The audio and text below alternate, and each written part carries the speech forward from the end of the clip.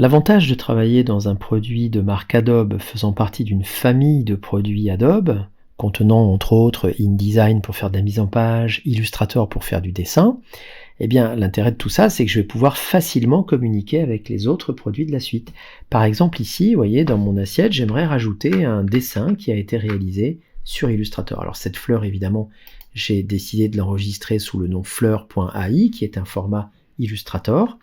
Et je vais tout bêtement vous montrer que dans Photoshop, si j'ai envie de rajouter un élément graphique de type vectoriel dans mon montage photo, ça pose aucun problème puisque je peux très facilement ici importer et incorporer par exemple, puisque je vais directement incruster ma fleur dans mon montage ici. Et là, je vais tout bêtement chercher ma photo sur le bureau, l'importer. Ici, on me demande de vérifier si c'est bien de ça qu'il s'agit.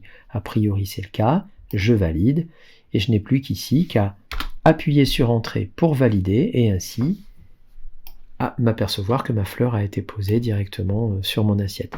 Alors la très bonne nouvelle, c'est que le vectoriel, on l'a déjà dit dans des séquences précédentes, que ça peut se redimensionner sans aucune perte de qualité, c'est-à-dire que si je fais CTRL-T ici et que je tire sur les poignées de mon objet, vous avez beau regarder de près, vous allez voir que la qualité reste au rendez-vous. Ça ne serait pas forcément le cas avec du bitmap, mais avec Illustrator et le vectoriel, aucun souci, je peux redimensionner à volonté mon objet.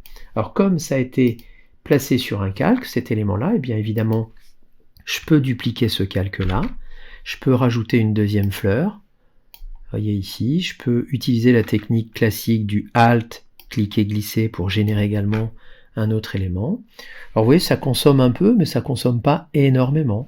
Et évidemment, j'ai ici la possibilité d'agrémenter mon montage avec des dessins issus d'Illustrator. Alors une fois que cette photo-là ou ce montage-là me plaît, rien ne m'interdit de l'enregistrer. Voilà, je vais l'enregistrer sur mon ordinateur et je vais l'appeler assiette pour InDesign. Je vais la ranger sur mon bureau. Et puis comme ça, je vais vous montrer que ce montage-là, qui est à la fois un mix de photo Photoshop, de dessin Illustrator, eh bien je vais pouvoir l'envoyer tranquillement dans une mise en page, cette fois-ci faite sous InDesign. Donc ici, j'ai réalisé un bloc dans InDesign. Je vais importer ma photo avec évidemment des fonctionnalités spécifiques à InDesign. Mon assiette pour InDesign, elle est là. Je l'ouvre et vous voyez que j'ai directement placé mon montage à l'intérieur de mon bloc image pour agrémenter ma mise en page.